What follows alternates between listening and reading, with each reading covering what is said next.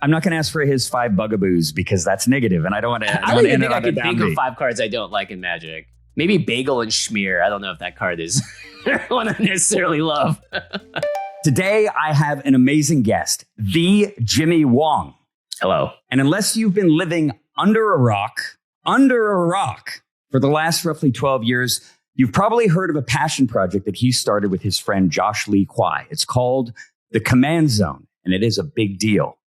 Jimmy is a consummate Renaissance man. He is a writer, a singer, a musician, a podcaster, a hell of a gamer. He also is a celebrity chef and an all-around amazing person. It is such a pleasure today to welcome to the channel Jimmy Wong. How are you doing? Good. Thank you so much, Brian. Thanks for having me. Happy to be here. I just actually finished watching your interview, one of the other channels, interviews on the channel, and it was a great watch. I was like, I rarely listen to podcasts these days, but I was like, 2 hours, I'm in. Oh my God, are you serious? Which one was it? It was with Nathan Sawyer.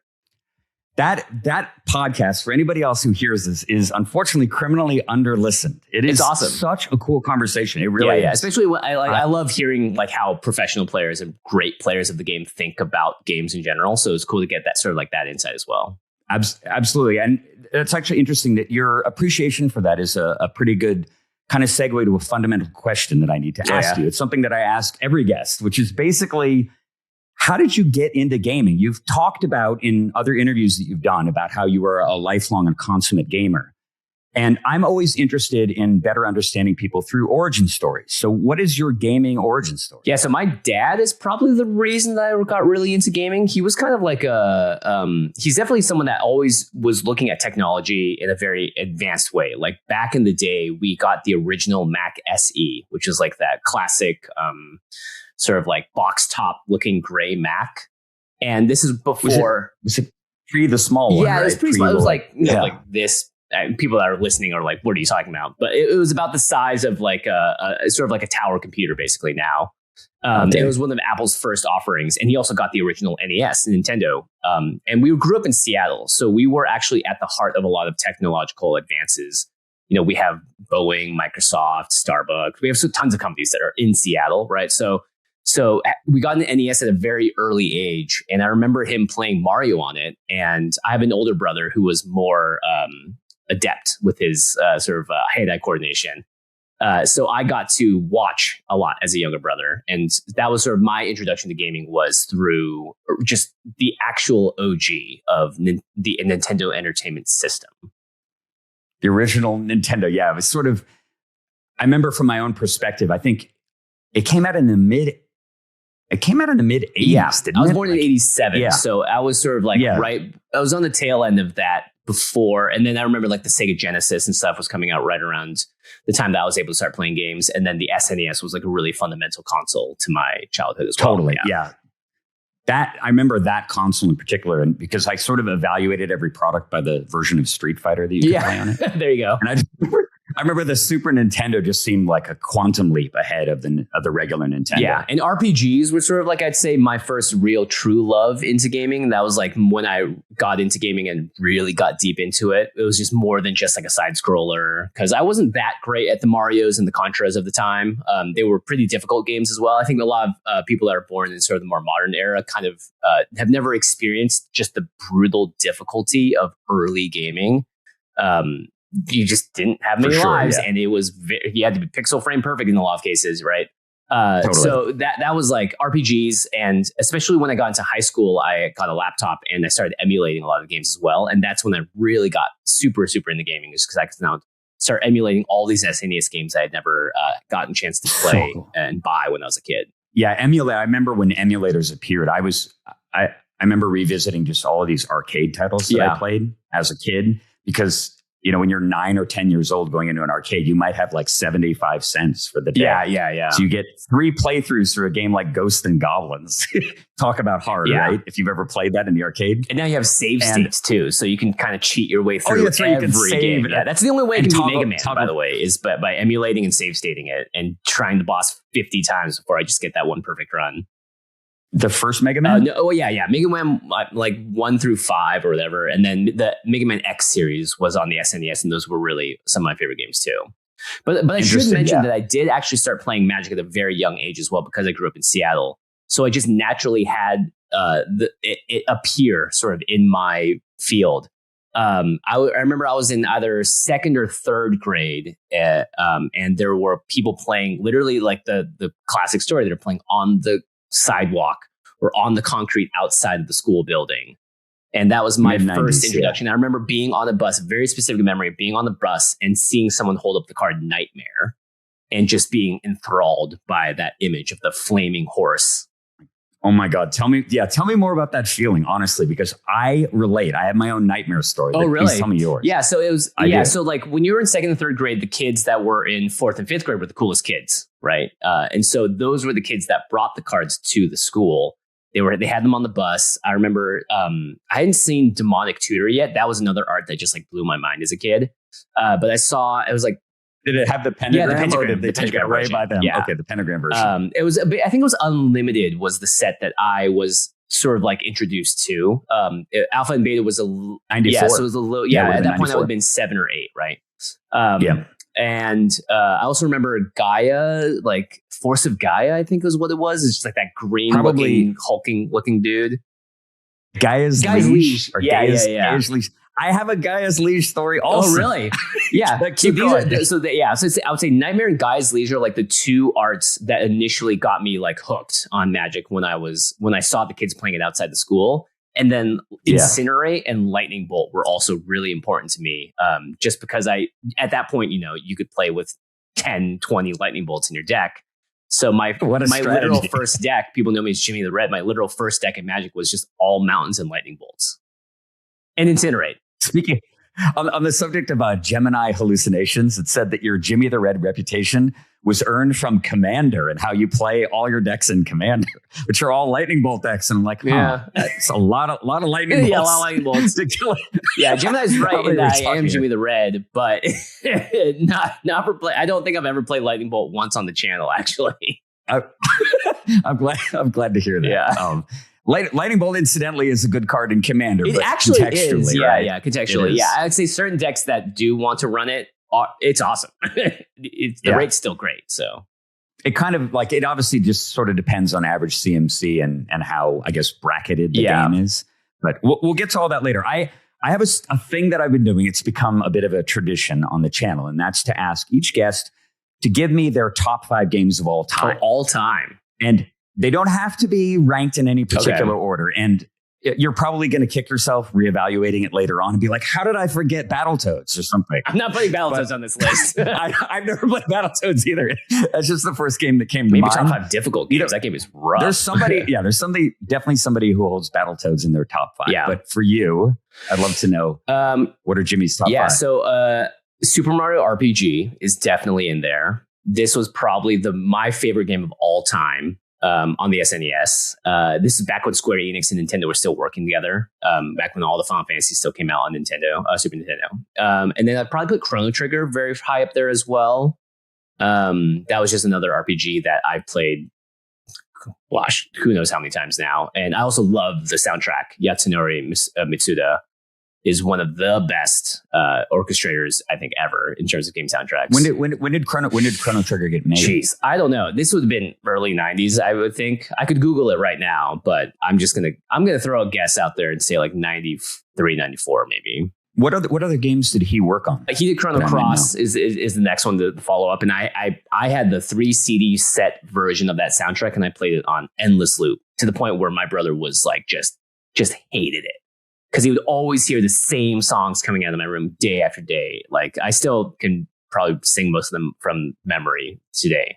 I completely believe you. Well, I'm curious about that component of your personality as well, actually. Yeah. If we could just step away for a second. You are an accomplished musician. In fact, I had this mind-blowing thing happen roughly 2 hours ago when I found myself watching a meme song that I saw 15 years ago about an incident that happened, I believe, at UCLA. The UCLA song? You saw that originally when it came out?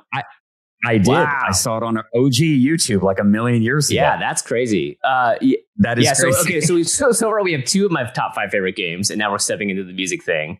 Yeah. Yeah, we'll get back to the games. We're on number 3. I grew up playing classical piano. That was like in the traditional Chinese family, you kind of choose like violin or piano as the instrument that I've heard that. If you're going to do that to your kid. And so piano was the one that my parents chose for my brother and myself. And so I'd spent probably from the age of like 6 or 7 all the way until 17, 18, I played an hour a day. And near the end, it was like 2 hours a day practicing. You go to lessons every single week. Yeah, it was a huge time and money expenditure. And obviously I'm like, at the time, I think I grew slightly resentful towards like the end, but like I loved it. So it was a huge part of my life, music. And so music has always been like a part of my creation as well. I've done a lot of music stuff. But let me finish my top 5 games so we don't get too far away. Okay. I want to hear more about the music. We'll get into music. So we have Chrono Trigger, Super Mario RPG. I have to put in Magic the Gathering, obviously. That might just easily take number 1 spot, like without even blinking. It's kind of in its own category in a way, if you think about it. I tell people that Magic is basically chess. It's like as foundational of a game system as it gets. I mean, Richard Garfield even talks about getting the vision for it like on a hike in Oregon, right? Like he was like hiking by a waterfall, a famous waterfall hike in Oregon. And he sort of like got the download for Magic at that point.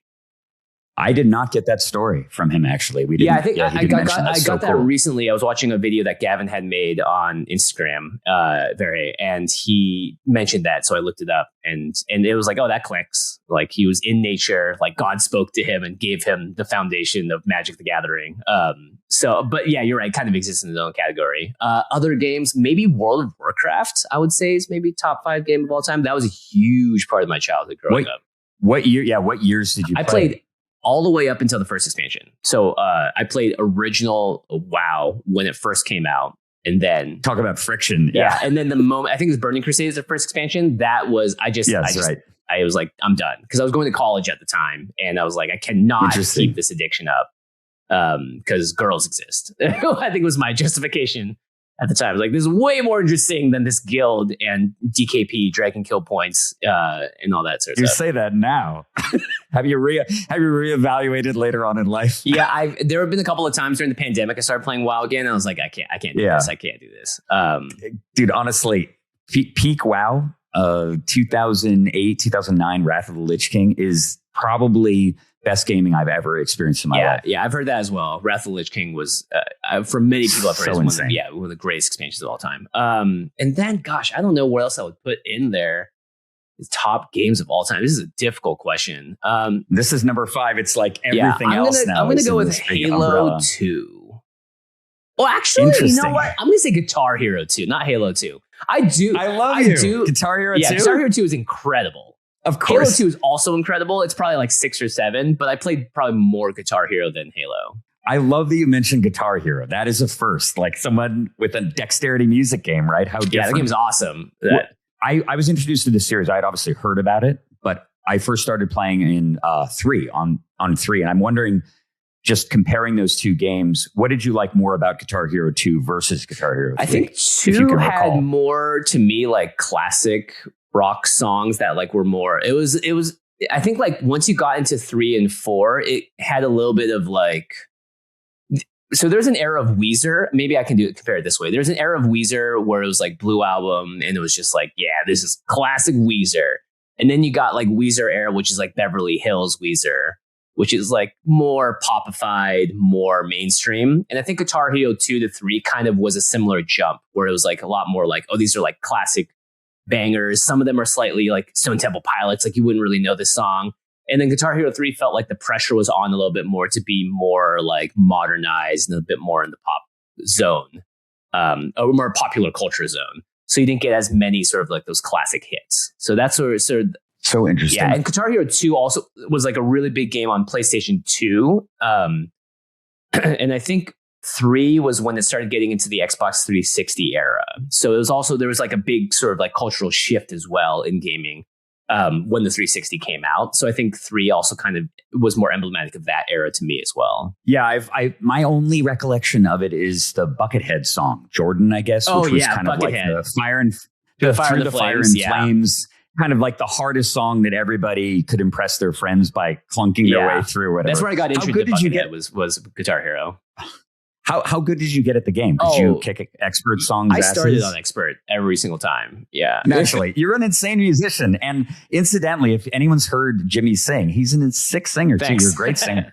Yeah, I would love to get back to it someday. And that's something that I think, like, if I had all the time in the world and didn't have obligations, is I would go be a musician again. It'll always be there, at least when the Commander thing runs its course, whatever that looks like. I think we've got a lot of years ahead of us for Commander. So, speaking of Commander, obviously we need to get to that.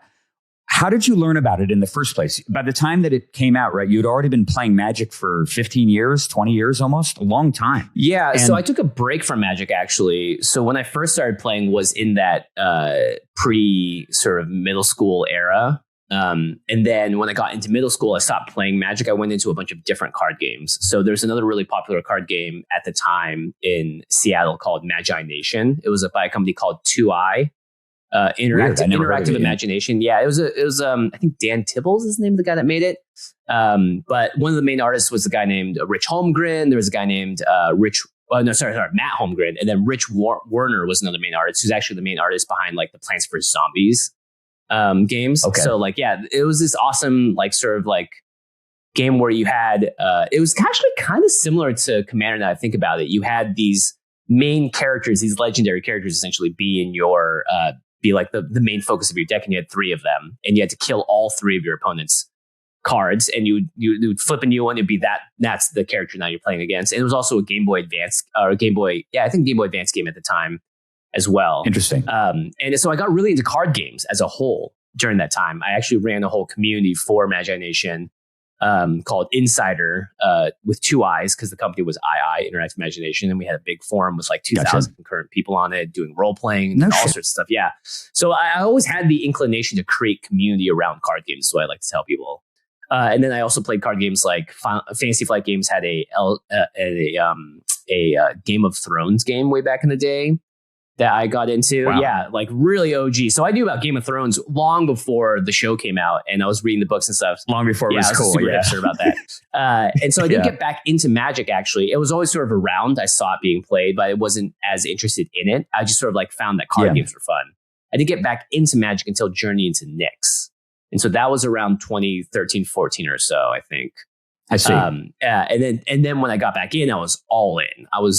And the reason that I got really into it was because of the limited environment, because of limited resources at the time, which was Marshall Sutcliffe and Brian Wong were the 2 hosts at the time. And that was what both me and Josh like sort of connected over, was like, we love listening to LR every single week and playing limited. And when Commander was starting to get sort of more popular, like that was I think around the second year of the precons had come out at that point. I remember seeing Jaleva, Nephalia's Scourge was like the first precon I saw being sold. And so when we sort of heard about Commander, we were like, oh, cool, let's try it out. We have our cards from Limited. We have our old Magic cards from when we played as kids. Like, let's play this new thing out. What was your first impression of Commander format? The first time you threw a deck together and actually played? It was bad. It was really bad. I'm not surprised. Yeah, I think I picked like Drownu Lich Lord as my first Commander, which is like this blue-black Commander with a downside on it. I have a budget deck built. Really? That's hilarious. Maybe we're the same person. This sort of happened with Nathan also. Really? He's like telling me about my childhood. Yeah. I'm like, what's going on here? It's weird. Yeah. But this was back when I had no idea what I was doing. I just like liked the art, and I was like, cool, blue, black. Like these are colors that seem fun. And I just like put together a random list of cards, and it was just like the most completely unfunctioning deck you've ever seen in your life. I can only imagine. What was your worst Dralnu disaster? Do you remember? I don't know. I don't even think I ever cast Dralnu, because I was like, why is this the Commander? This card is bad if things go wrong. I was just thinking of the spell that deals 13 to all creatures in play for 1 red mana. Yeah, Blasphemous Act. Yeah. That's pretty good against Dralnu. Pretty like, good, yeah. Well, I could keep 2 land, I guess. You don't want that to happen. Yeah, so... No. Yeah, but my first Commander experiences were like that. And then I remember playing with my friend D, Cerberus Arms. And he had a angel deck. I think it was like a Cigar, the Host of Herons deck from Innistrad. And I played like Gelatinous Ooze or some kind of ooze in the deck. And he had a bunch of swords. the classic swords in the deck. And I just remember thinking it was so funny that I had this ooze strapped up with like 7 or 8 different swords, and this thing was just swinging around and trying to kill everyone. And I was like, oh, this is really fun. This is really goofy and silly and also powerful. All right, so we've been hinting about stories of Gaia's Legion Nightmare. Yeah. Surely in the giant arc of you playing this game, 30 plus years, you've probably got some favorites. Can you give me a quick rundown of maybe your Jimmy's top 5 favorite Magic cards of all time? Lightning Bolt has to be on there for sure. It's a mix. It's a mix of like that or Incinerate. I think that art of Incinerate, which is like the skeleton being blown apart.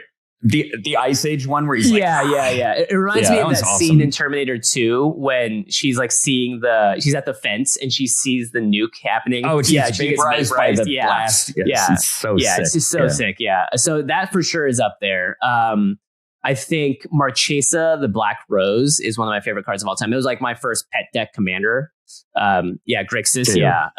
Probably Animar as well. That was like my first teamer commander.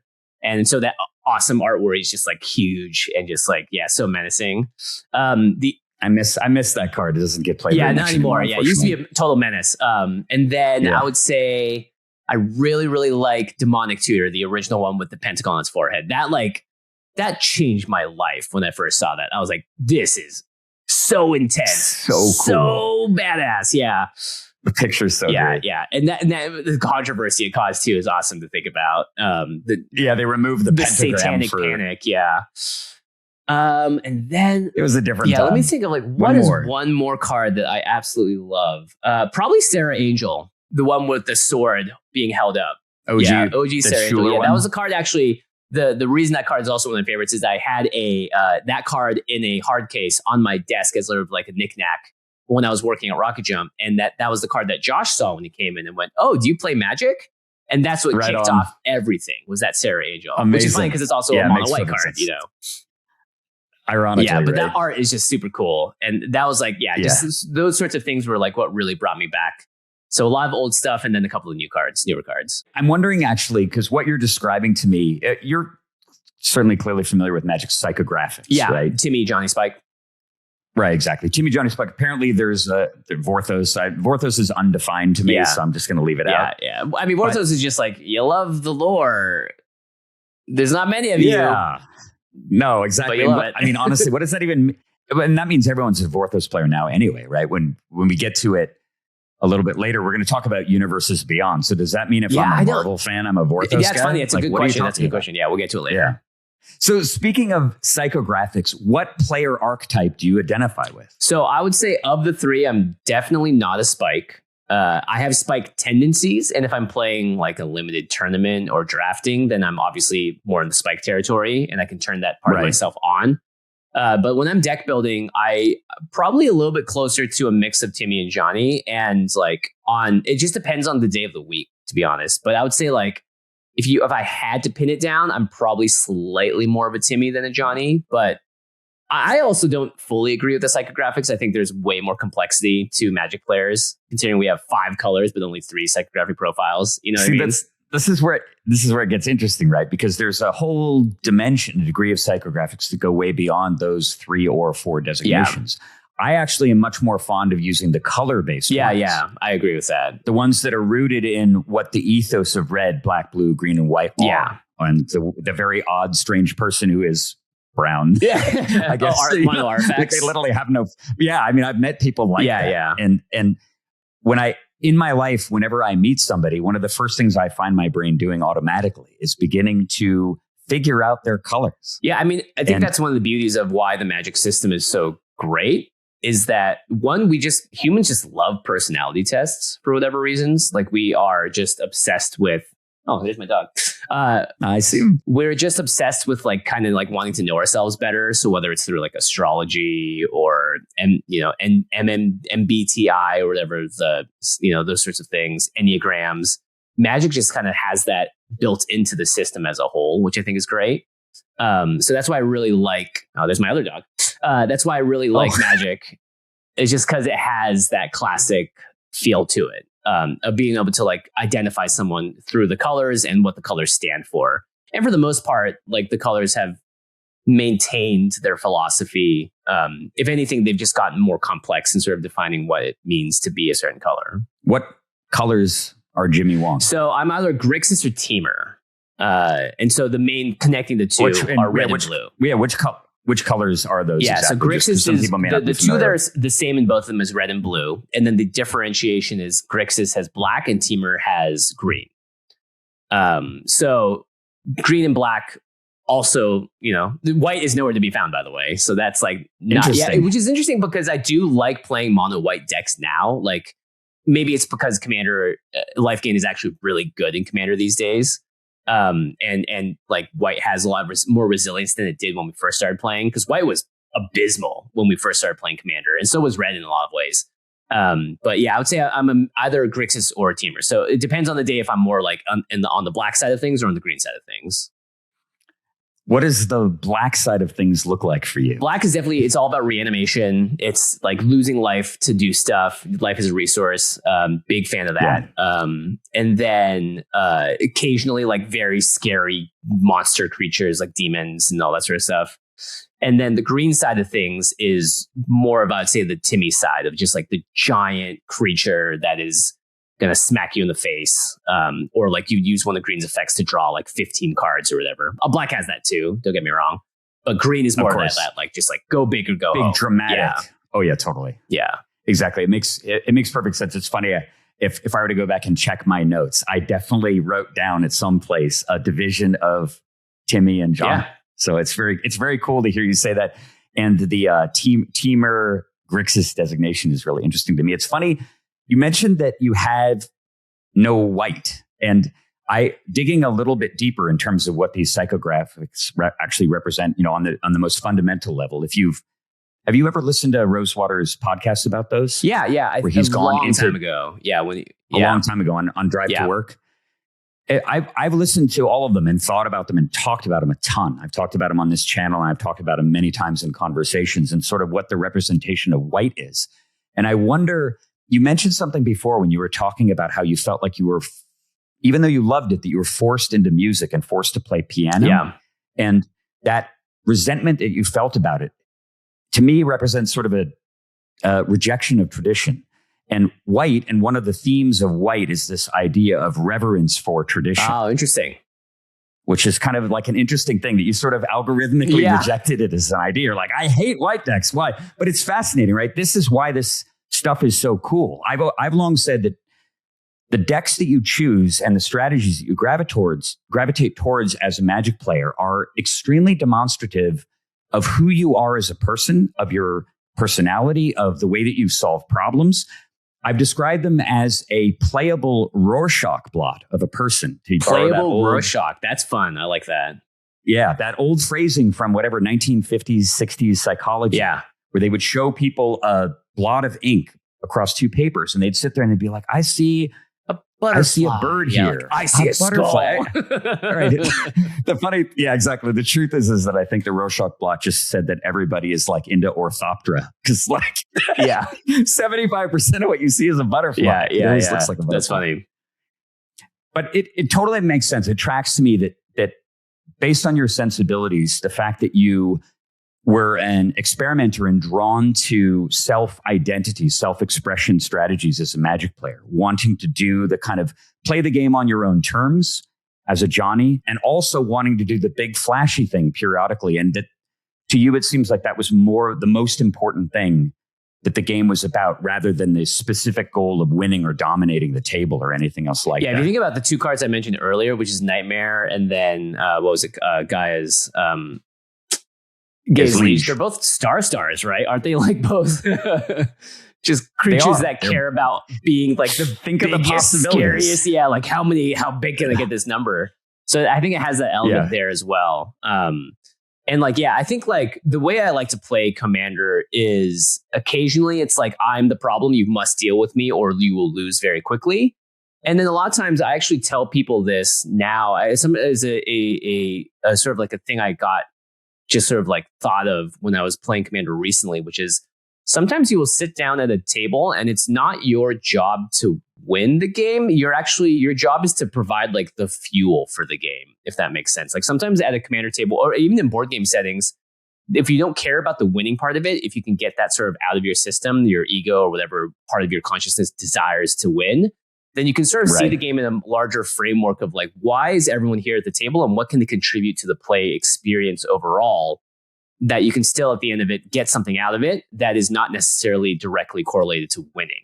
And sometimes at the table, I'm playing a game, I'm like, I'm just here to actually fuel the action that's going on because I'm helping take care of this problem so that this player can do this thing and then create this drama over here that's then going to cause something even more special to happen. Right. And so it's like you're playing control, but in a way that's less about controlling the game for your own victory, but more about controlling sort of like the environment of what's happening to just engender like a more fun experience for yourself, importantly, but also like everyone at the table. And so I think there is like sort of like a sacrificial element to a lot of commander play as well that people will naturally get to the longer they play the game because the less you care about actually winning. Man, I love hearing perspectives like this. You know, you and I have talked already in our 30-minute discussion so far about things that are similar, but this is an ethos that is very different from mine. And I think a big part of it is, first of all, one, it's when we started playing Magic, and more importantly, when we got serious. Yeah. You know, every time I meet somebody, particularly someone who's an avid Magic player, I always want to know, when did you begin to play? And not only when did you begin to play, but when did you really start to play? When did you start paying attention to your results and reading articles and really trying to improve? And so much of how you both problem solve and how you derive joy from the activity is tied into that. Yeah, right. You know, I started playing Magic in 1994 when I was 19 years old, and I saw it as an opportunity to sort of leverage agency in a way that I never had experienced before. I had been a competitive athlete. I was a brief minor thought leader in the Street Fighter world by way of the Usenet. Oh, Usenet. Nice. That's a throwback. Yeah. And a couple of lessons taught to people that traveled from other parts of the United States to come and play against me and my playtest partners. But Magic was like this totally unique form of self-expression and self-actualization. On top of that, and I don't know if you had this experience with your own family, but my family entreated my interest in Magic and my devotion to it as foolishness. Oh, yeah. I mean, my parents did not understand what was going on, for sure. They were like, this is a hobby. It's weird. It's kind of, we haven't seen people play games like this before, but sure, why not go for it? Oh, and also you're, I think, 12 or 13 years younger than me. Yeah. So that matters a great deal. Also, you were playing the game when you're 7, 8 years old. I'm playing it when I'm like 21 years old. Yeah. And my parents are like, hey, you know, at some point in time, you're going to have to start earning more than $10,000 a year as a pro player, you know, scraping your way, traveling internationally with no money and all the crazy stuff that I had to do.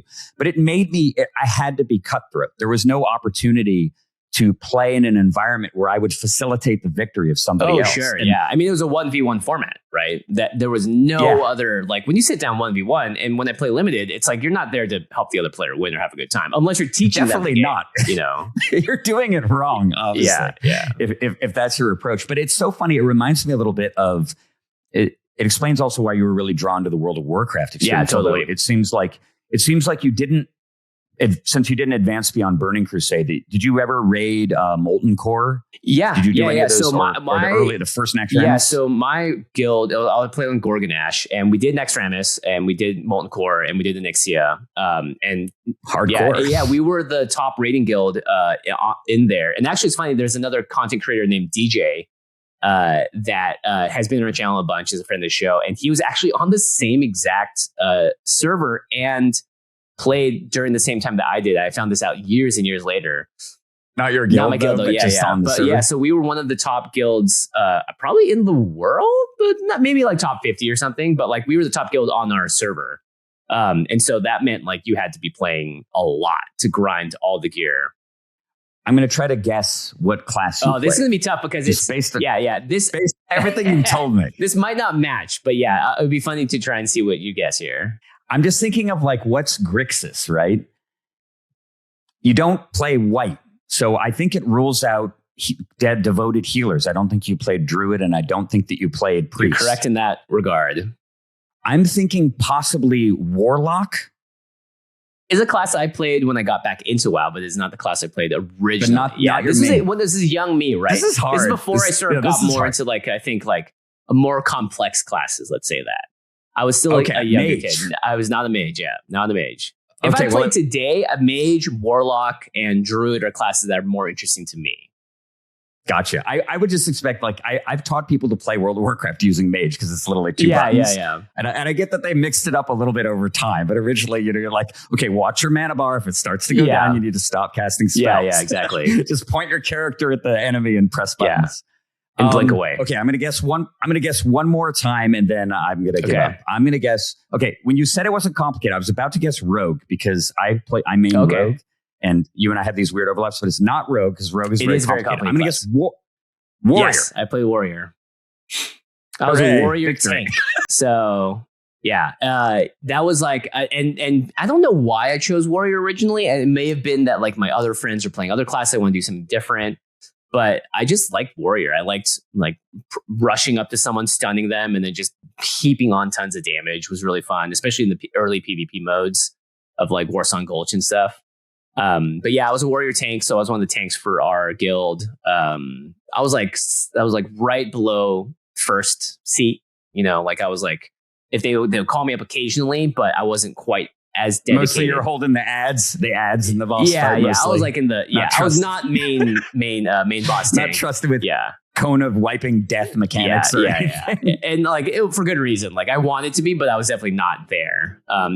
Dude, that game, Okay. I was gonna say a big part of our guild was DKP, Dragon Kill Points. So like that was how you measured every time you killed an Nixie or whatever. That's what that means. Yeah, DKP, Dragon Kill Points. I had no idea. I've been using that phrase for years. Yeah, I think it comes from EverQuest originally, maybe, but in my mind, it was like Onyxia was the dragon that you killed to get points, and then depending on how many points you had, you would spend it to get to be in line for the gear. Yeah. Exactly. Yeah, it's a very cool system. Actually, eventually, I think one of the guilds that I used DKP. Yeah, but most of the time it was just like guild leadership giving it to to who they thought was deserved it. Yeah, exactly, and trying to spread around. But what's so cool about World of Warcraft and the gigantic intersection that it has with, I believe, your commander experience is this idea of sort of group altruism. Because at the end of the day, you're going to sit down and log in 3 or 4 days a week and spend 3 hours of your evening not hanging out with your children or your spouse or your disappointed girlfriend or whatever to do this endeavor that in many cases does not even directly benefit you at all, because you might go a month without getting loot. Yeah. And yet you'll put all of this time and work into fostering other people's joy and experience, which is one of the things I think that has made WoW so compelling. And it's one of the things driving Commander. Yeah, I remember people getting married in WoW, and like that was so cool to see this like social experience being so important to people. And like I think being in a guild was a big thing. I was like, again, I was a younger brother. Like I loved validation. I loved being appreciated. And so being in a guild where you were needed to do things, or when you did something cool, people like congratulated you, or you could just sit and, mess around in all chat or whatever, like in your main cities or guilds or main town halls or whatever. Like that was just like a lot of fun to me, just to have that community there. And the guild was just a natural place to make friends. And, that was just like part of the experience that I think I really enjoyed.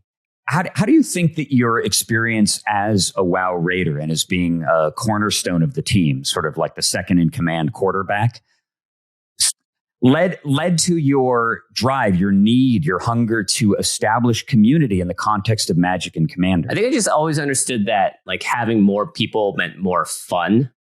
I remember Wind Fury being a huge event. And that was something that a lot of people had to come together for, to get this like crazy sword. And only one person was going to get it. Isn't that nuts, right? And everyone had to contribute to make this thing happen. And then, you like, there was always a part of you that was like, man, I hope I'm the next one up for Wind Fury or whatever. So I think like that was just like one of those fundamental experiences, just playing in a guild, hanging out, talking with these people that I've never met before, never will meet in real life, but felt like really close friends just because you spend, like you said, hours and hours training up, learning boss formations, tactics, being in Ventrilo or TeamSpeak with 39 other people, right? And just yelling at each other when you're wiping or whatever, and then resetting, waiting for the debuffs to get off, remaking all your potions and your food and all that stuff. Like, so, oh my God. Yeah. And the amount of friction involved in even pre-Burning Crusade. Yeah. just how incredibly difficult that was. A sizable portion of your raid is on dial-up. Yeah, that's true. Yeah, people are on dial-up. Everyone at that time still remembers the exact sequence of beep boops and the sound that your modem made when it was connected to the internet. Exactly. Or with your AOL free discs or whatever. And mid-raid, you're like, hey, wait a minute. Where's our second healer? We need a resurrection. Oh, she's clipping into the wall in the corner. She's been running into the wall steadily for the last 2 minutes because she's on dial-up. Yeah, what a weird time, right? Yeah, early internet days when the internet was still more of a pure place and less controlled by, algorithms and bots as it is now. Oh my God. Yeah, I wonder, will we ever be able to go back, Jimmy Wong? No, that's for sure. Technology doesn't work like that. And also, I don't know if we necessarily do want to go back. There was also a lot of stuff. I remember just occasionally stumbling upon just extremely graphic content online there were just no guardrails back then either, right? So there was a lot of the good mixed with a lot of the bad as well. And you would troll people by sending them to these just awful websites or whatever. It's a subject for a longer conversation, a little bit off the beaten path from Magic. On the subject, though, of internet production, eventually you decide in 2014 that you care enough about this kind of emergent format. Because in 2014, not a lot of people were playing Commander, at least in my recollection. I think that's right about the time when it fell on my radar, and only because out of necessity, I was forced to play it online. Although I shied away from the on Modo? Yes.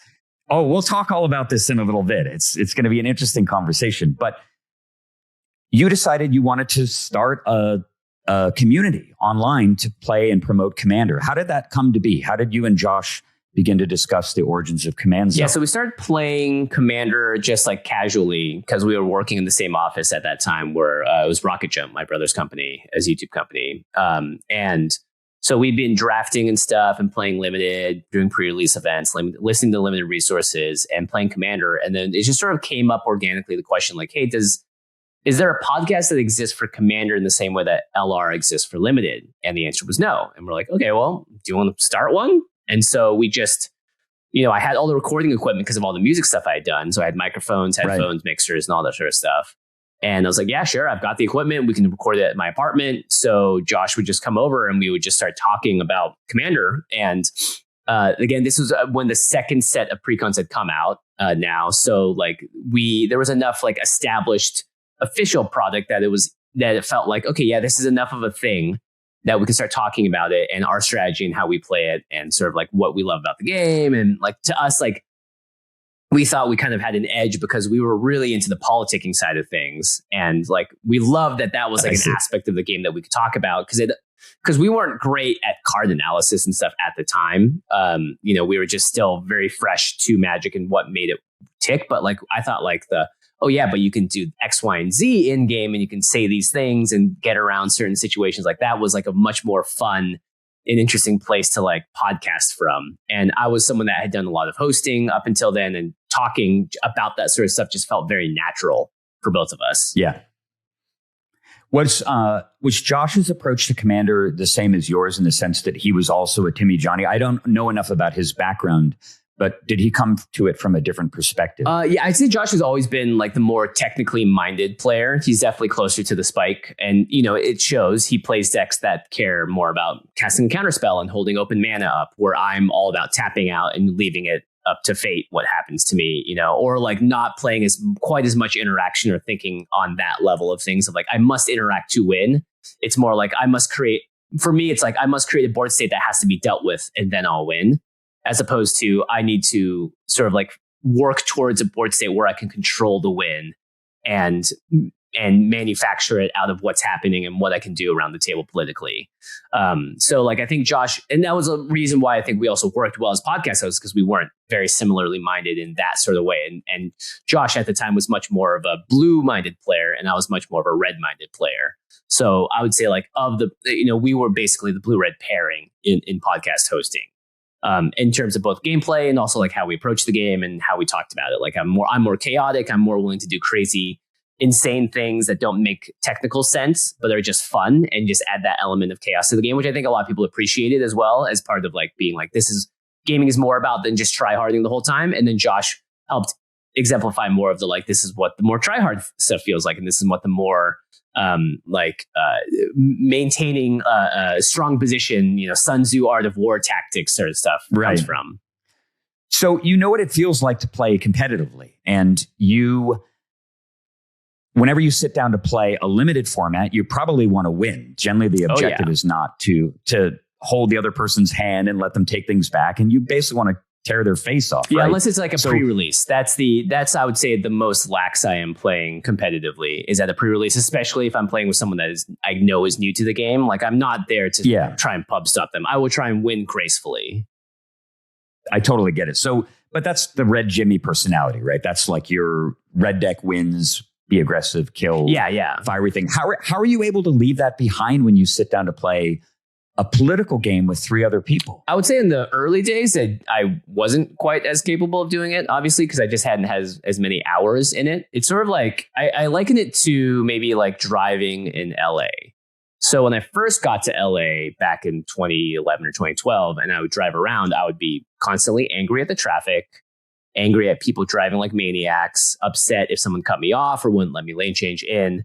And then at a certain point, like 5,000 hours later in the car or whatever, probably not that many, you just lose. Hopefully not that many. You just lose interest in expending energy in being upset at the circumstances around you.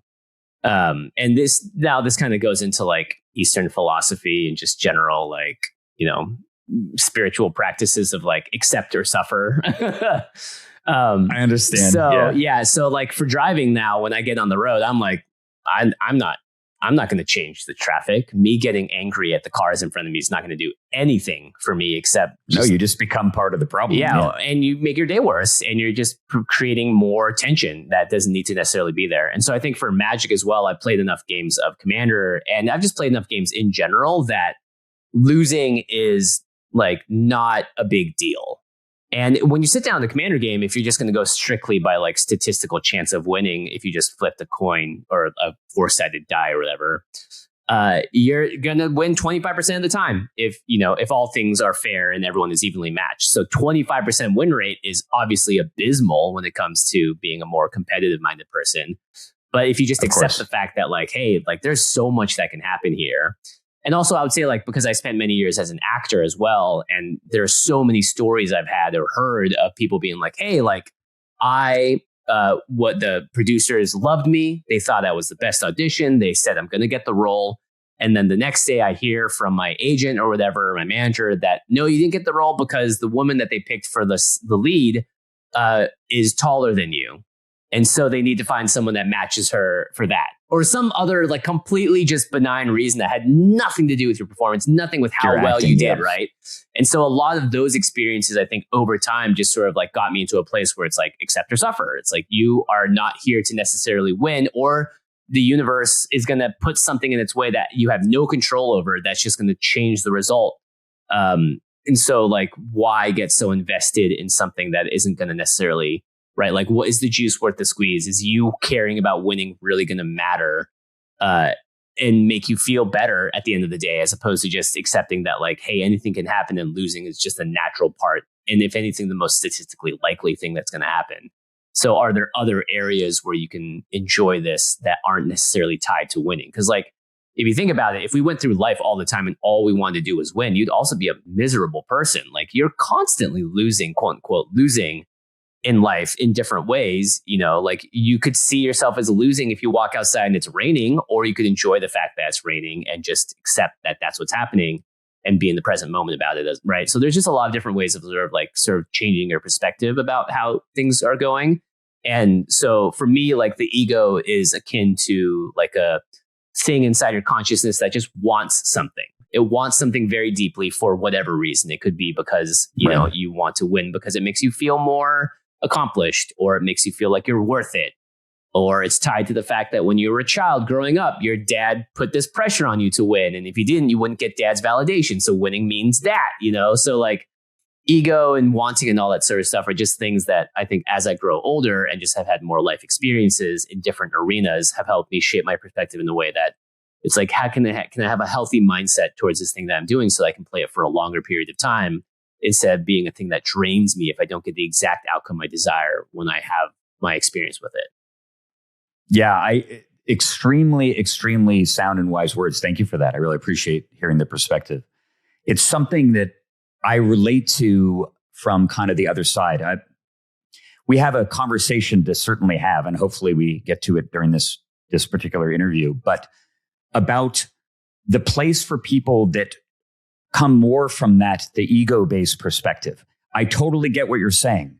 And to submit yourself to what is essentially voluntary suffering while you're playing and trying to enjoy the game that you love seems rather insane, right?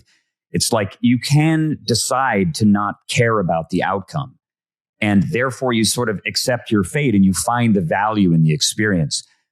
But not everybody is as philosophically enlightened as you are. I mean, there are plenty of games where I have that mindset going in, and then halfway through, I'm like, I am not having fun. This person is something is happening on Mana Screwed or whatever that is making this experience very difficult to find the enjoyment in.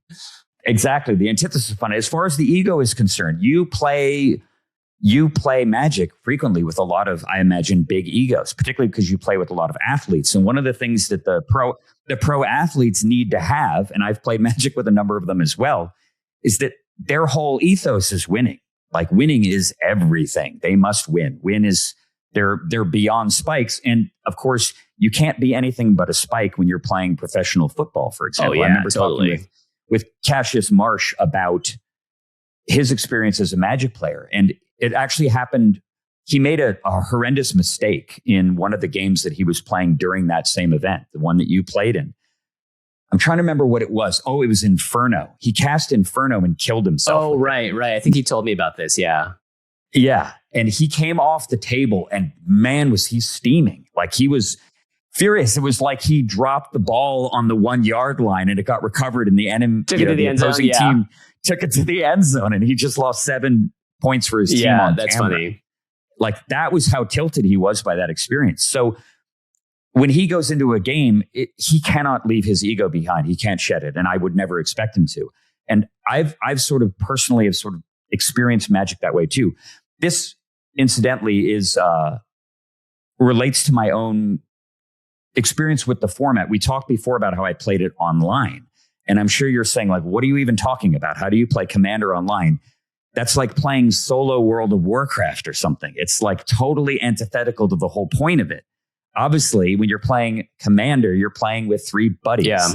And whether you're playing CEDH and Bracket 4, whatever, you're playing a super casual game with Dralnu or your budget deck or whatever, you know, you're fundamentally, you're playing this casual experience. And for me, I felt like I was required to play Commander. I've been playing competitive 1v1 formats for my whole Magic life, going all the way back to the time when I was 19 years old and the game was just Magic. Right. There weren't even formats. It hadn't segmented or splintered off. I played competitively on the Pro Tour through about 2001. And then I took a lot of time off where I just kind of played the game casually for fun. And the thing that attracted me to playing online, I did a lot of drafting in like the mid 2000s. And then I discovered singleton formats in, I think, around 2010 on Magic Online. There was a 100-card singleton format that someone told me about. And I went, this is awesome. This is like the ultimate place to brew and work on stuff. And I played 100-card singleton and loved it. It was very Canadian Highlander. I was going to say. Kind of like Canadian Highlander, but without a points list. It had its own band list or something, but it's very similar. French Commander, I think, is a similar format where it is much more competitively minded. Yeah, I believe so. Yeah, that's one of sort of the Band-Aid solutions, I suppose. But eventually 100-card singleton got discontinued. It was just, I logged in one day, there was an update and it was gone as a format. So I played 60-card singleton for a while. And that was just way worse. It just, you know, the decks were way more linear and everyone was playing 2 and 3 drops and cantrips and stuff. It just wasn't as much fun. And then someone told me about Magic Online Commander. You know, this format called EDH. And I'm like, okay, I guess I'll try that. It's 100-card singleton, essentially. I started playing the format and immediately rejected it as a multiplayer thing. I could not do it. I built decks that I had built online and went to card shops and I tried to have a good time. And you're not going to have a good time necessarily. I'm still struggling. Like, how do I get past this? I have an idea. Okay. This is sort of relates to a project that I've been working on for a number of years, and I'd really like to get your perspective on it. I've put in a lot of work quietly behind the scenes, not only thinking about it a great deal, writing about it and discussing it a great deal with trusted confidants, but also having multiple long conversations with Mark Rosewater, usually over lunch, and writing a very long prospectus and sending it to Gavin Verhey as well, and having follow-up conversations with Gavin, and eventually seeing that it was kind of quietly announced last year as a format that Wizards of the Coast was going to begin to promote, or at least acknowledge. The blending of the Spike and the Johnny and the Timmy together to preserve everything that people love and treasure about the Commander format as best I understand it, which is, the self-expression, the diversity, the fact you can play with any kind of deck. And I'm speaking of a format called Two-Headed Commander, THC for short. Two-Headed Commander. Okay, so playing with a teammate. Playing with a teammate. It's a format that I actually first experienced at a Magic event. It was at a Magic Con, I think, in 2019, before the pandemic and before there was a gigantic seismic shift in the community, as you've seen very much so yourself. The insane explosion of popularity around, particularly, Magic consumed as a media product. Yeah, right. And we could have, just as an aside, have you ever seen one of those advertisements, those Magic ads from the 90s? Oh, the early Magic ads? Yeah, I've seen them. They are cheesy. Which one comes to mind the most? Oh, gosh. I don't even know if I remember the exact ones. I just know I've seen a couple of ones that are all about like the pro play and stuff. And like there was one that was like people were playing on the beach front almost. That's the one I think that's the one that I think that's the most iconically like, what is happening? We're here at the 1998 MTV Magic Championship out in the pier with topless guys. Yeah. It's like, what the is this? That was a crazy advertisement. Two-Headed Commander in a way is a bit of my, I wouldn't say opus, but it's something that to me is extremely important. You may not, I'm not sure if you know this, but as I mentioned before, I've been avidly playing and producing content for 1v1 Commander format, but not the French version, not tiny leaders, not some sort of modified version of the game that honestly just kind of guts all the stuff that makes Commander fun. When you remove all the fast mana, everybody just plays like 1 and 2 drops, and all the commanders are priced out at above 3. Right. Because why on earth would you only have 20 life. You don't have any time to do any of the cool commander stuff. Yeah. You're not resolving a 7 or 9 drop or whatever. Exactly. So the format is just not interesting or fun to me at all. Yeah, it just becomes legacy, basically. Exactly. A very, very weird version of Legacy where you have these like deterministic cards in the command zone and stuff. It's just weird. So I've always wanted to enjoy the multiplayer experience. With a few exceptions, and I would definitely make some changes for Two-Headed Commander, but that format is the most fun Magic I have ever played. And I've been playing Magic since the very beginning. Are you a big Two-Headed Giant fan? Have you played a lot of 2H? I have played as much as I could manage. Every time I go to, and it's admittedly quite rare, every time I go to a local game store, what I generally do is, you mentioned this before, actually, and I think it was in your conversation with Cassius, but you make a point about going to local game stores whenever you travel. And when you said that, I fist pumped. I said, Jimmy totally gets it. That is exactly what you should do, because every community is totally different. Yeah. Everybody has their own kind of house rules. They have their own top dogs and stuff. They have their casuals. It's like everybody is entrenched, and inserting yourself into that dynamic is a very interesting thing. It's like swapping a server in a guild in World of Warcraft. Totally. Yeah, it's a good way of putting it. All the mores are totally different. Discovering those and learning those all again. It's not unfortunate, but you have a disadvantage in this way, in that you cannot move incognito. Yeah, I cannot at this point, especially. Yeah, definitely not. I'm still pretty incognito in the space because all of my Magic heraldry was all back in the 1990s before most people were born. Right. So I have that advantage. But either way, you get to sort of experience that ethos and sit down and play in a local group and so on. And I tried to make that work. I would sit down and I would play some deck that I liked. This is a deck that I use online. And I would spend all of my time doing a mixture of apologizing Yep, there's a lot of that. A lot of apologizing, a lot of like obsequiousness. I would have to like turn into this weird sort of political creature rather than someone that understands magic at a grandmaster level. And to me, that was really diminishing and demeaning, and I did not enjoy it. But after the first game was over, I would often propose to the people at the table, hey guys, have you ever played Two-Headed Commander? What a crazy idea. We can just pair off randomly and I'll play a weaker deck or whatever if you're worried about that. And when we sit down to play, we're actually going to have real goals, right? Real strategic goals. We also have the ability to talk between each other and collaborate. We can plan moves together and sequence together. And on top of that, if we were to all say get into the format, we could actually metagame and build decks that are synergistic and complementary and open up an enormous design space that doesn't exist in traditional Commander. Yeah. And yeah. I mean, I like Two-Headed Giant for that reason, because one player plays I love your thoughts on like it, yeah. the control deck, and one player plays the deck that's supposed to do the beating and the winning or whatever, right? Like if you're like, that's sort of how we sort of metagamed Two-Headed Giant when we started doing sealed events, because there's always a pre-release event that's like a Two-Headed Giant one. Gavin will also do an unknown event on the Sundays of MagicCons. That's a Two-Headed Giant event for that. And it's cool because one deck can be hyper focused on just like playing cool creatures and attacking. And one deck is all about playing every counterspell that you can get your hands on or whatever. But there's other ways of building it that aren't purely who even knows, right? It's very unexplored. Yeah, it's definitely unexplored. Yeah, and I say like that's like the first exploration of it is like one player is a control player, one player is not.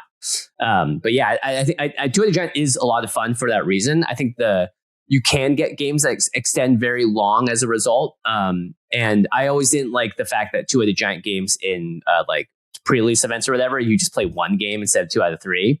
But it makes sense because the game can be like 40 minutes just by itself. But yeah, I like the idea in general. I think like it can get you that 1v1 feeling of still playing for the win, and the collaboration of being with 3 other people at the table that are maybe all friends, or at least one friend that you love to play with. Right, exactly. And there could be a fun, there was a while that our friend Alex Kessler also made this sort of like format where you had it was like singleton across like 6 different decks. So you couldn't use Soul Ring in every 6 of your decks. You could only use one copy across 6 different decks, and you would play like a cube, almost your own little mini version of like these are 6 unique decks, and you would randomly pair them off against an opponent. So there's like ways I think of like making it that's another version of like creating design constraints that also open up new brewing capability in terms of like you have to be more creative with what you're doing, or you can do cool new stuff by being like, great, I can only use one Soul Ring across 6 different decks. What are the other types of decks that I can make that don't necessarily need to rely on having that sort of specific fast mana in each deck? Or how am I going to spread it across the different decks? So I think the Two-Headed Commander thing has a similar vibe to that. Yeah, there's so many different ways that you could sort of innovate inside the space. It's a somewhat unformed idea. One of the things that it would definitely require is a different band list for sure. Yeah, definitely. There's some cards that would be, yeah. But it's also fun that you could just have like you said, you could just in a commander group, you could say, hey, for this next game, let's just have 2 players against 2 players and just choose random decks. Yeah. And then you occasionally draw total duds in your hand because you're like, I can't cast this right now. It'd be really bad for my partner or whatever. You love that idea. Yeah, there's some crazy cards. One of the cards that I found is this strange outlier.